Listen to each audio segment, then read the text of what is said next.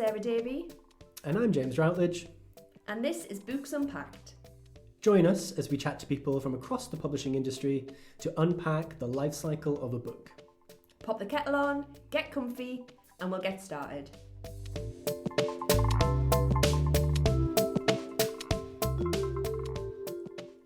Well, hello everybody. This is a little bit of a recap episode for you all. We're kind of looking a little bit back into our year of podcasts. We're going to look at our highlights, some of the kind of most fun bits, and we're going to touch on a little bit on what we've learned along the way. Does that sound all right? That sounds all right. I mean, it's all right to me. It's quite nice to actually remember that it's been pretty much a whole year. I think it was February when we started recording episodes with people. Yeah. It was November the year before when we had our day with New Writing North and we decided what we wanted to do. We wanted to make the podcast, and then it took quite a while to get. I tell you what, the major thing that I've learned is logistics. It takes quite a lot of organising to get enough people in the same, even if it's in the same Zoom place at the same time. Yes. To make an episode and then edit the episode and then get it out. That's probably the biggest learning curve, I think. And the magic of editing and podcasting means that we can make it sound like we're with all of these people. But obviously we're not. So quite often we're doing these over Zoom. Thankfully we have done some in-person ones, which have been great. Yeah.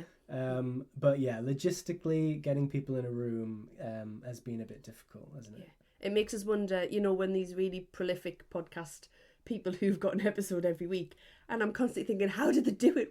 What magic did they do? So that's going to be going forward, I think. I think that the kind of patch of episodes we enjoyed making the most were when we recorded them all and then we edit them all at the same time, and then they were ready to kind of send out. That is revealing a bit behind the magic. but this is what it's about. I liked having those episodes done, ready, and then we released them rather than, oh no, we need an episode quick. Yeah. And actually, that one day where we recorded 3 back to back, that was a bit much. That was a bit intense, but actually it was really good because we got into the flow of it. We didn't have to, it wasn't so stop-starty. We kind of just went straight in. And actually I think those were our most conversational. And that's why we started this, really, wasn't it? We always just wanted to have a chat over a coffee and get into the nuts and bolts of it. Yeah. And I think deep down, we just wanted to be a bit nosy. Yeah, and I suppose that's a bit of a challenge because a lot of what we do is like on stage, interviewing writers, and we want it to be more of a chat, don't we? So it's trying to bridge that gap between making sure that people learn something, but that we have a nice chin wag and let things go where they want to go. I think episode 11 with Vic, that was the end of 3 episodes. Yeah. And I think you could tell, but it was just like a proper chin wag. And also we know Vic, and I think we go back a little while, so we kind of were easier to slip into just having a chat, which was quite nice. And also Vic was just so lovely and so sort of generous with kind of her insights and things. And it's always quite nice when it's not just them doing the talking, we kind of meet in the middle a bit. Yeah. That's quite fun. Yeah. And I think that's probably the major thing is how generous everyone's been, because there's no one getting paid here. there's no sponsors, there's no income. Everyone's just given their time. And starting at the beginning when we interviewed Ed, so this was the first one was with a literary agent. Mm-hmm. Obviously, we're talking about books unpacked, the life cycle of a book, and the agent's kind of at that crucial beginning stage, isn't it? Yeah. But again, that was through someone we know. He's the agent of Caroline, who's a friend of mine, and James is now. And I think that was really nice. It took the pressure off a little bit. Although we didn't know Ed and we'd never met him, Caroline was like, oh, Ed'll be up for it. And he was so lovely and he gave so much really useful information for people. He was so great. And I personally felt like that was maybe the one where we sat back and listened the most. Yeah. I don't know about you, but that's the area of the publishing chain that I knew the least about. I think talking to agents, that whole agency thing and linking through to a publisher was a bit of a mystery for me. And actually that was one of the ones I was really excited to talk to because I knew next to nothing, And actually I think Ed was so great at really just spelling it out for us. We didn't really need to we didn't need to draw anything out of him. He was just really so lovely, and gave us a really great overview of, at least from his perspective, what an agent does in the life cycle of a book. And it kind of confirmed, because I know a bit more being someone who would love an agent. It kind of confirmed a lot, but it also confirmed that thing about relationships, and that's the major thing that comes across with everyone we've talked to, is that so much of the publishing sort of chain and cycle is about building really good relationships with people and making sure everyone knows what they want from the outset, not being scared to ask for what you actually want and need as well. And then when we went, we'll just work through them from the beginning, shall we? Next was Polly, and that was really interesting because I know Polly literally just from online. I'd never met her in real life. And we still didn't meet her in real life. But then I did meet her in real life after this. It's kind of funny because Polly's not that far away from us, really. No. I mean, she's in the Lakes, but I'd only really met Polly and Will together, actually. There was a BA sort of Booksellers Association Books on My Bag dinner, where they invite a bunch of booksellers together and we have a bit of a chinwag. We kind of share tips and tricks, but for the most part it's a social. So actually that was really nice. So we got to chat. I think it was probably the first time I met Polly, but by that point they hadn't taken over the bookshop. No. So Polly was there as author, but not as academic bookseller. Yeah. So that was interesting. So different ways of talking, different kind of different insights. But I love that we went from agent to author, and all of the authors we've spoken to throughout the whole year. I mean, obviously Louise was really fascinating and very different take on the publishing industry and different take on being an author, being slightly more concerned about the business side of things rather than just the writing. Yeah, but then Jenny, again, she came onto that as well.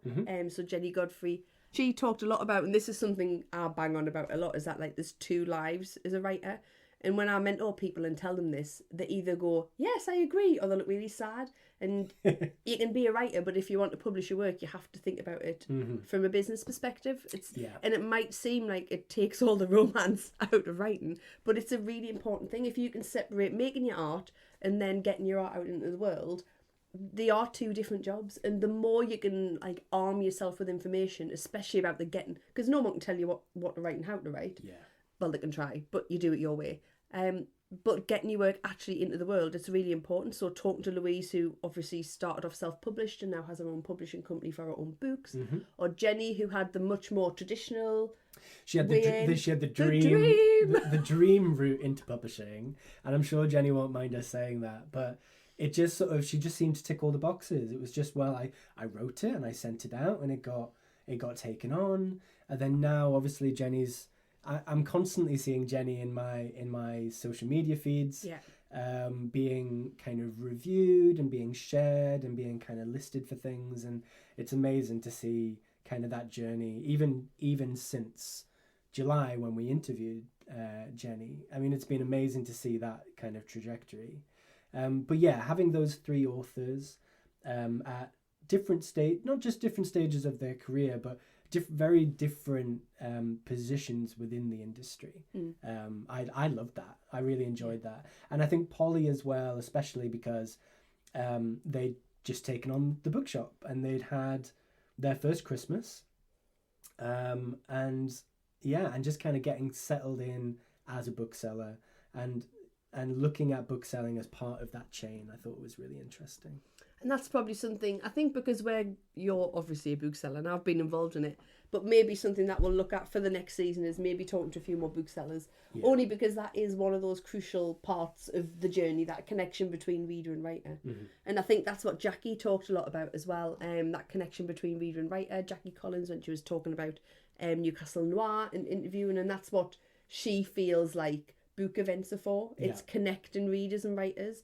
And it's that chain, isn't it? There's so many people. The festival wouldn't be much use if people couldn't buy books afterwards. Exactly. And I mean, while we're recording now, Jackie will be at City Library because Newcastle Noir 2024 is currently on.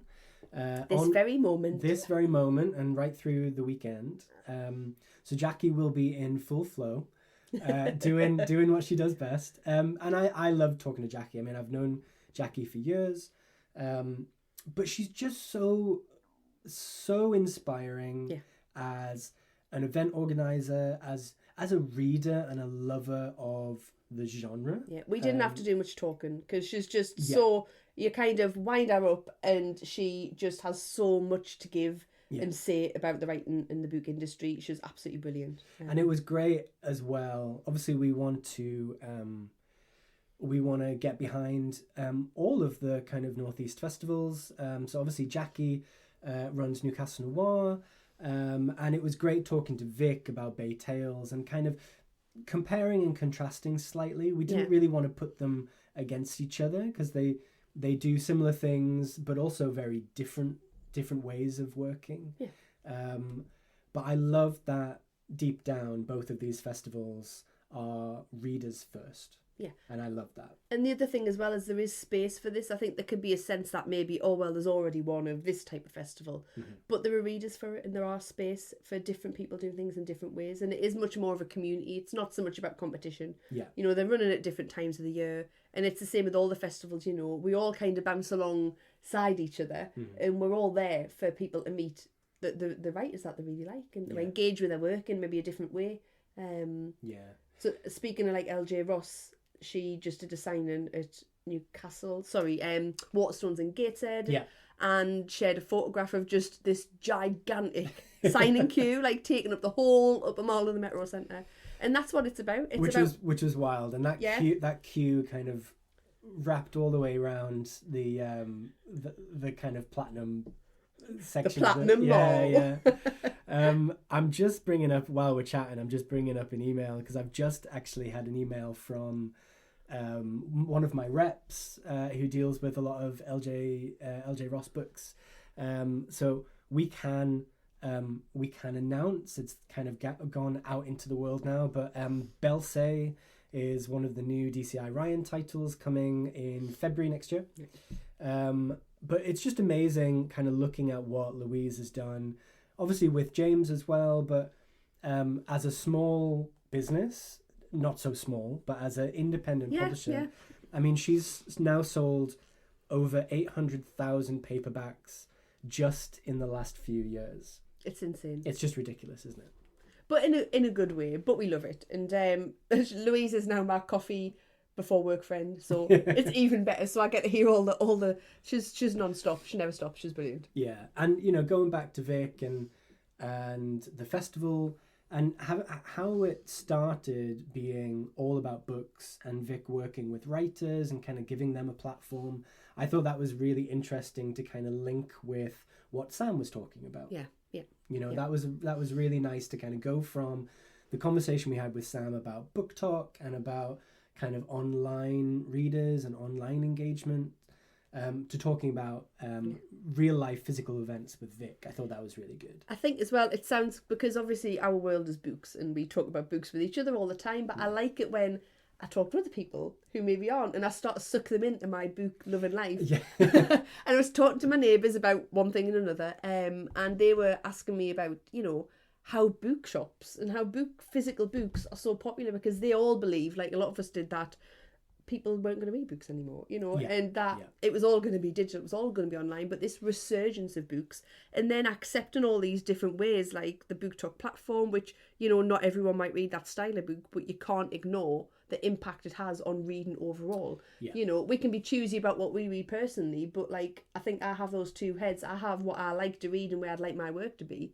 But as someone who supports literacy, if people are reading, I don't care what they're reading. I want them to love what they're reading and enjoy it. And I think that's what Book Talk has done. It's given people that like childish joy of that discovery and storytelling. And, you know, some of it's a bit racy and people are like, oh my God, but I love that. Is that not just brilliant? Like, yeah, I mean, I do love that. And I think talking about Book Talk's really a bit of an eye-opener, because I'm not really on TikTok. Just for recipes, me. Yeah, but it's become such a huge part of the industry over the last sort of 5 years, 4 or 5 years or so. And it's just really inspiring to see that normal people like you and I can get a platform on TikTok and find our audience and kind of find our like book tribes. I still feel like I'm not cool enough. I don't think I'm cool enough. But I think like looking at like trends in the book industry this year has been really interesting. Obviously, we've looked at Book Talk and we've looked at the kind of books that get promoted on Book Talk, things like romantasy being so huge. But then comparing that to when we spoke to Nicola about translation and translated fiction, and how huge, well, seemingly huge a part of the industry that is.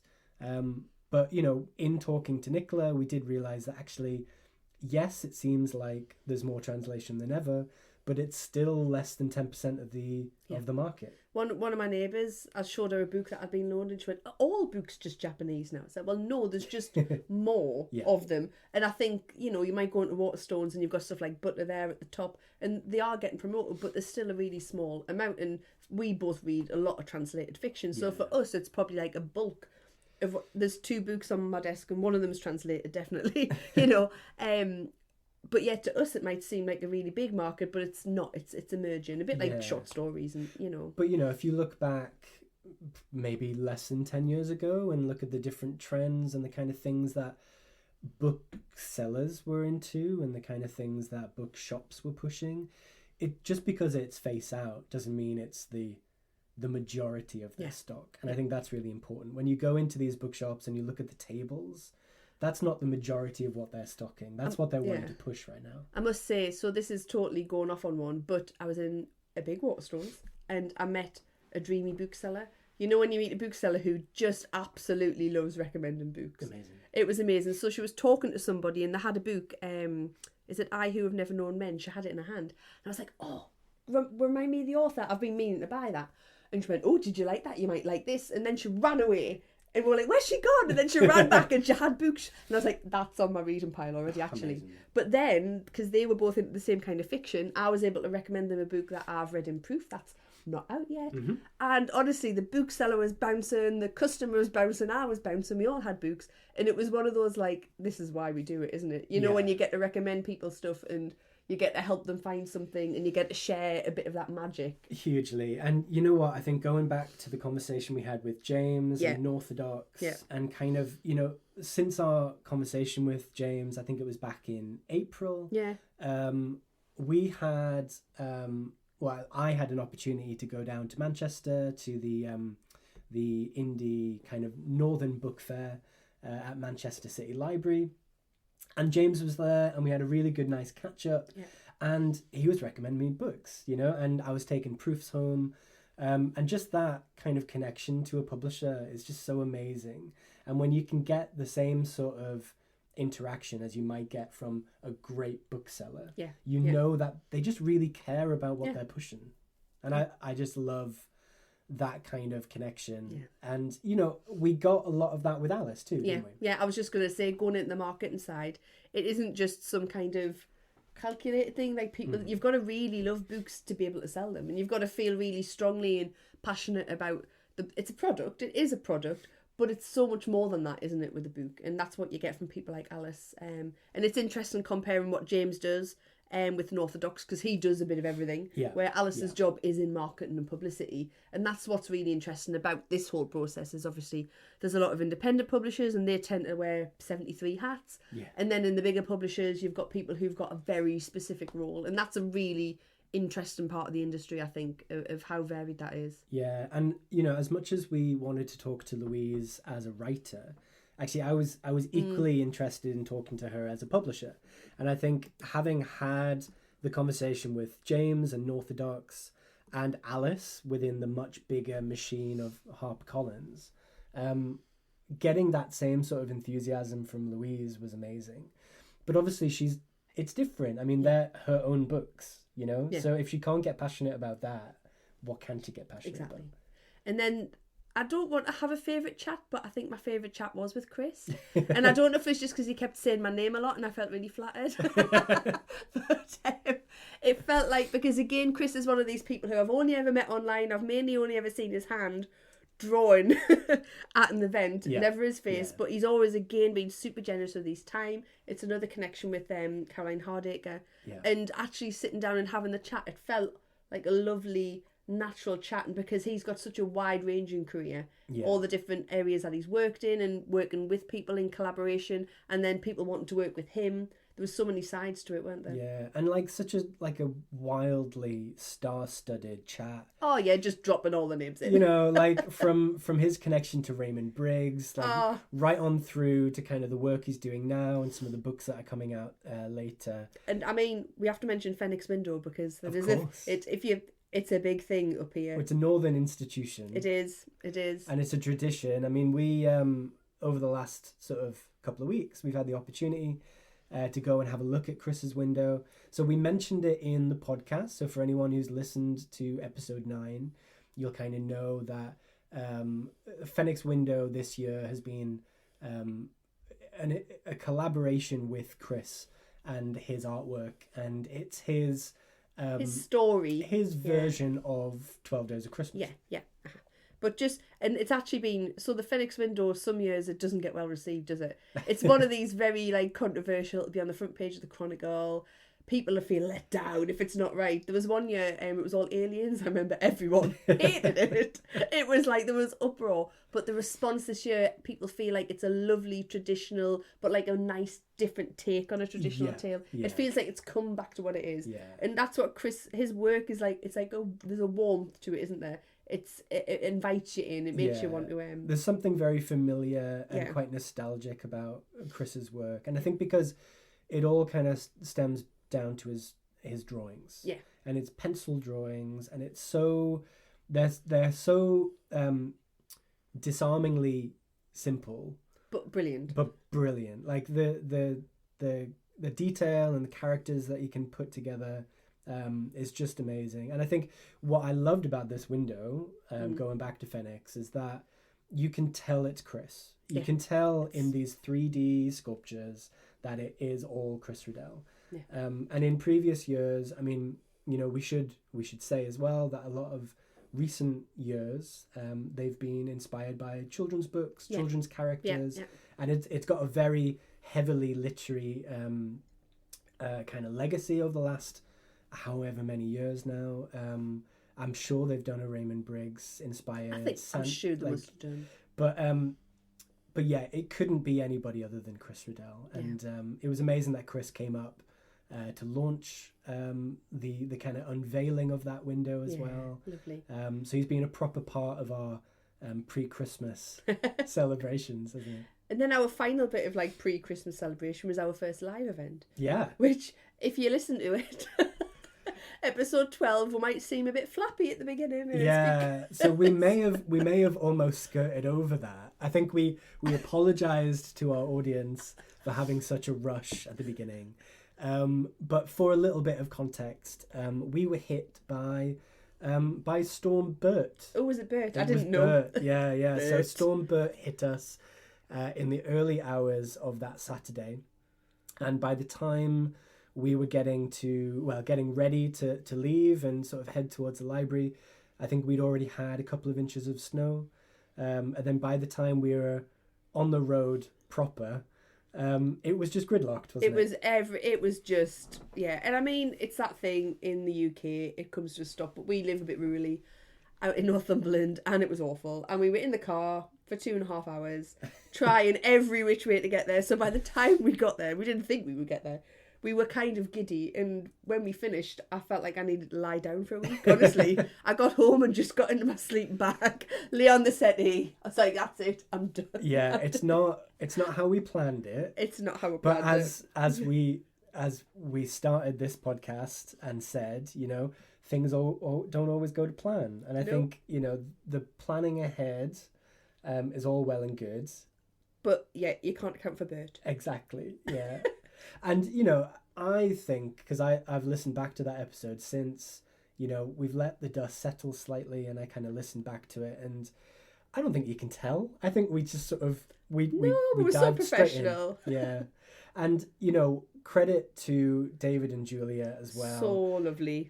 They were just so genuine and so warm, and they just wanted the event to go well, you know, and they are obviously seasoned professionals. They've been doing this a lot longer than we have.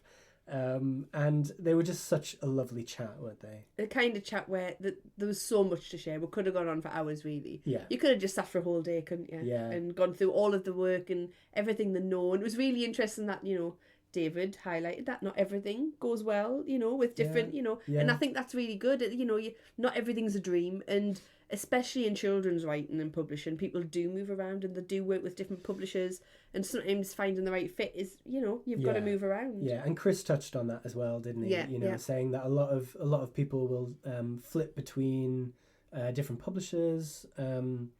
And Julia really made a big point of that, saying that yes, she's worked with some amazing people, but quite often they're not with you for your career. And actually, while you want to stay loyal to a publisher, quite often it's the people who work in those publishing companies that you want to stick with. Yeah. And I think it's funny, I know we call this like about the life cycle of books, but I do feel like it's relationships, isn't it? Yeah. It really is, because you find those people that you want to work with, you enjoy working with, and you want to stick with them, but people don't stand still, do they?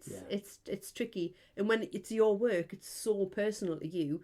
For someone who's been making it happen to move on, it can be devastating, really. And, it can be quite an organic network, and, having been emailing particular reps or particular publicists from various publishers over the years, knowing that they're still in the world of publishing, but maybe just at a different position or with a different publisher, it's kind of reassuring, like it is nice that people aren't just leaving and that their hard work hasn't been for nothing. So I suppose now it's to next year. Yes. We haven't made any plans yet. Saying at the beginning, planning is everything. We have made no plans whatsoever. Well, I mean, as those who'll know, who've kind of followed this 12 episode series, I mean, obviously we took a nice break in the summer. And that was really for us to kind of catch up with ourselves and have a bit of a break, professionally outside of the podcast as well as personally. And I think we'll do that over the Christmas period as well, and into the new year. So we will be kind of reassessing, but I wanted to ask whether there were any areas that you think we missed off this year that you'd really like to touch on. Or any particular people that you'd love to talk to. Again, it's that, I think, going back through and because we always ask people, who should we talk to next? Yeah. Film rights, that was a big thing. That came up multiple times. It did, yeah. And I think obviously we're all really fascinated by adaptations. And now more than ever, it seems like everything on the telly has been adapted from a book, and films as well. So I'd love to talk to somebody who's in rights and deal with film adaptations. And we might not go so far down the rabbit hole that we talk about casting. We talk about things like that. I always want to know who people want. Yeah, I'd love that. But whether or not we're able to bring them on board to the podcast, we're not sure. But we'll certainly try, and we'll certainly have those kind of conversations. I think it's just literally just popped in my head, but audio book recording as well. Yes, would be an interesting thing. Audio would be really interesting, and I'm fascinated by the amount of time it takes. Like, we know, having sat in front of a microphone for the vast majority of this year, that it's not an overnight experience. These projects take time, and the editing that goes into things that are otherwise just an easy conversation. I can't imagine what it's like to read for 8, 10, 15 hours. No. It's I can't sit still for 10 minutes. There's no way I'd be able to sit in a booth for a whole day without tapping things. Yeah, and obviously, a lot of authors do their own audiobooks, and bring a lot of insight and character into their readings. But also, it's the celebs and the professional audio people who just make it a skill, don't they? It's such a way to enjoy a book. And I've definitely done that more over the last couple of years, commuting and kind of getting through almost double the number of books I would read. It's been great, and I'd love to find out more about that. Yeah, but I think that's what we'll do over the next sort of month or so. Have a think about that, get some episodes recorded and edited, and then once we've all had a nice little festive break, we'll come back. And actually, it's probably good, because if we're wanting to talk to booksellers, we're going to need them to have a bit of time January to get themselves composed and have a breather. January's like collapse time for everyone in retail. So and the publishing industry, it's kind of funny, because if you talk to people in publishing, yes, they're already looking into next year, but actually Christmas itself can be a bit of a quiet time for them because they've done all of their hard work. Whereas booksellers, this is really the time that it goes up a gear. So we might need to wait until the spring. Well, yes. From a person who needs publicists to reply to our emails, Christmas is not a good time for me, but never mind.